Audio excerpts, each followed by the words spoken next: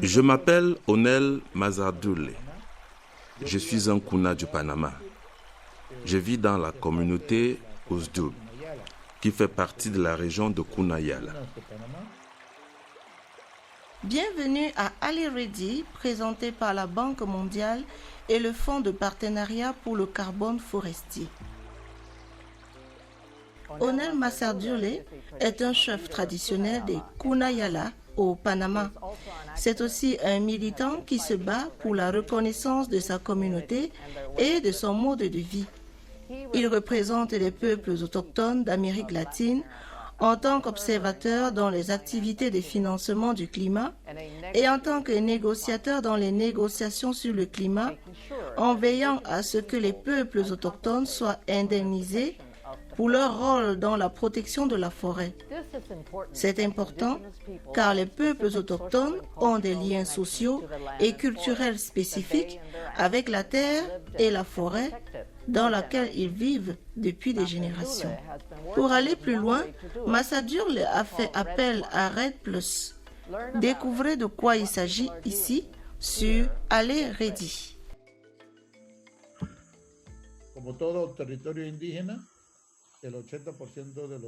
80% du territoire autochtone est encore une forêt vierge. Il n'y a pas d'élevage de bétail, ni de culture intensive ou extensive.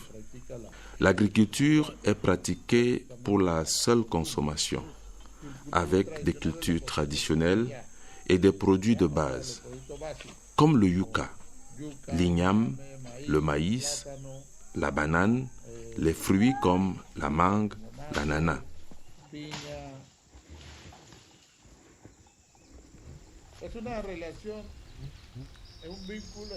C'est une relation, un lien étroit, parce que nous dépendons des forêts.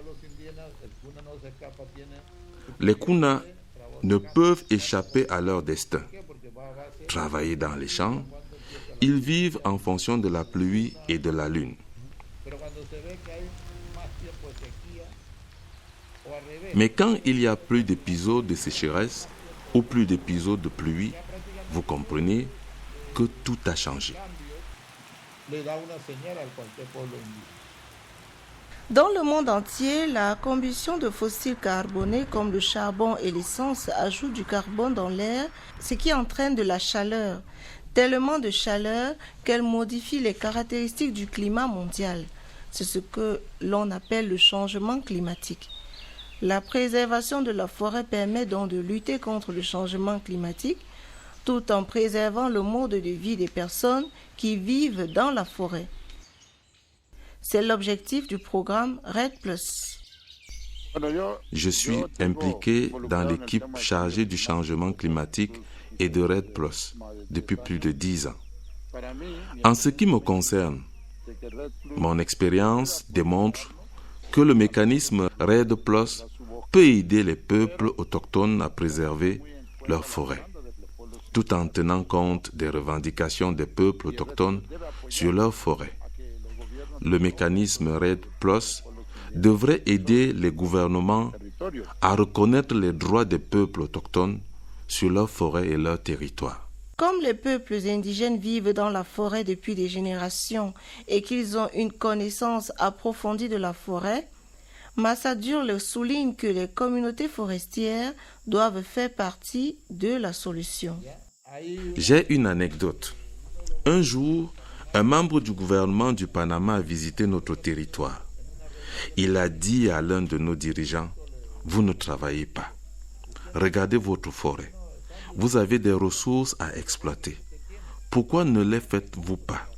L'un des chefs lui a répondu, « Pourquoi voulez-vous que je détruise ma pharmacie, mon supermarché, mes ressources pour construire une maison? Ce sont les seules ressources que j'ai. Que feriez-vous si j'allais au Panama et que je détruisais votre pharmacie? Vous me mettriez en prison? » Le système REDD+ vise à donner plus de valeur aux forêts en bon état qu'aux forêts exploitées, en attribuant une valeur au carbone qu'elles stockent. À partir d'un niveau cible de réduction des émissions de carbone, les pays reçoivent des paiements en fonction de leur capacité à atteindre leurs objectifs.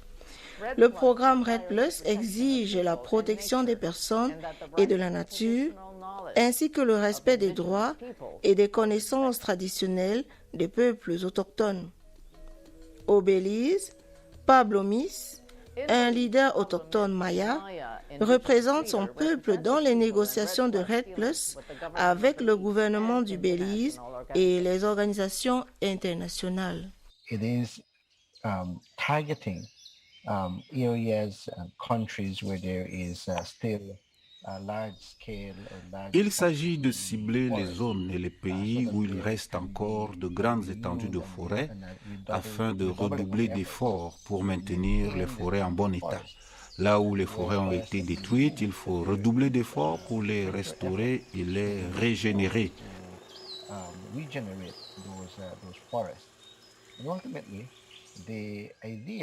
Les forêts sont magiques. Elles jouent un rôle essentiel dans l'absorption du carbone présent dans l'atmosphère. Or, c'est bien ce carbone qui est à l'origine du réchauffement de l'environnement. Miss dit que les communautés autochtones devraient avoir leur mot à dire dans la gestion de leurs terres. Ce que nous avons fait en tant que peuple autochtone dans nos communautés, le fait que nous vivions encore parmi ces arbres, des arbres en bonne santé, montre que nous avons fait des choses importantes, puissantes, qui ont été réalisées et qui font partie de la solution REDD+. Il y a donc beaucoup de connaissances, beaucoup de pratiques que nous faisons déjà en tant que peuple autochtone qui, si elles sont correctement prises en compte, sont une partie de la solution. Nous pouvons voir REDD+ comme un mécanisme qui peut renforcer ce que nous avons fait de mieux depuis des générations, c'est-à-dire prendre soin de la forêt. Au Panama, Massadur travaille à un objectif similaire. L'essentiel sera d'entretenir les forêts. C'est ce qui nous permettra de survivre. Bien que le processus puisse être difficile, Massadur dit avoir développé des partenariats avec un respect mutuel entre les gouvernements, les peuples autochtones et les organisations internationales. Il estime que la récompense peut valoir la peine. Selon moi, le mécanisme REDD+ est une bonne chose car il permet de faire avancer des thèmes comme la question des droits des peuples autochtones, de leur respect pour cesser les violations et de leur reconnaissance.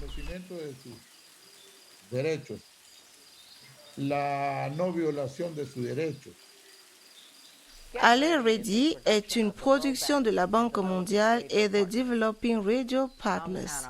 Je suis Anna Arana.